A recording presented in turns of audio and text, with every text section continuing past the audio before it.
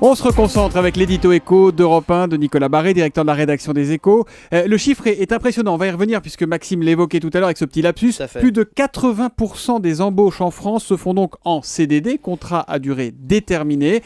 C'est un record selon le ministère du Travail. La part des CDD ne cesse en fait d'augmenter depuis que ces statistiques existent. Est-ce que ça veut dire peut-être, Nicolas, que le marché du travail français est en train de devenir hyper flexible ? Non, je dirais que c'est plus grave et ce qui se passe est même scandaleusement injuste. Vous avez une toute petite part des gens, c'est-à-dire à peu près 10% de ceux qui travaillent, qui sont dans une situation hyper précaire. Ce sont eux qui enchaînent les CDD à répétition. D'ailleurs, savez-vous quelle est la durée moyenne d'un CDD aujourd'hui en France, Thomas ? C'est quelques jours.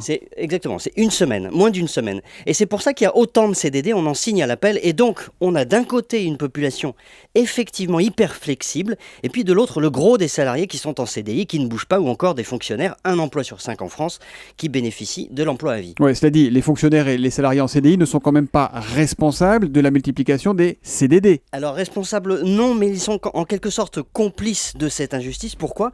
Parce que depuis, en gros, les années 80, que se passe-t-il ? On a cessé de durcir le droit du travail et de rendre le licenciement d'un CDI de plus en plus coûteux et compliqué. C'était censé protéger le salarié. Exactement, on a ajouté des couches et des couches de protection quant aux fonctionnaires. Au lieu d'assouplir leur statut, comme l'ont fait beaucoup de pays autour de nous, on l'a verrouillé, bétonné.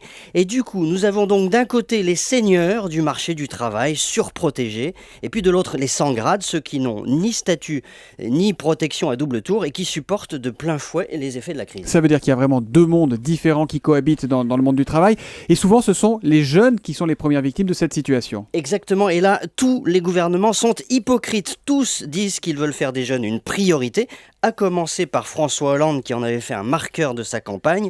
Son gouvernement sera crédible à l'égard des jeunes le jour où il commencera à déverrouiller le marché du travail, c'est-à-dire à mettre en place un contrat de travail unique. Aujourd'hui, il n'aide pas les jeunes avec les contrats aidés qui coûtent d'ailleurs très cher au budget.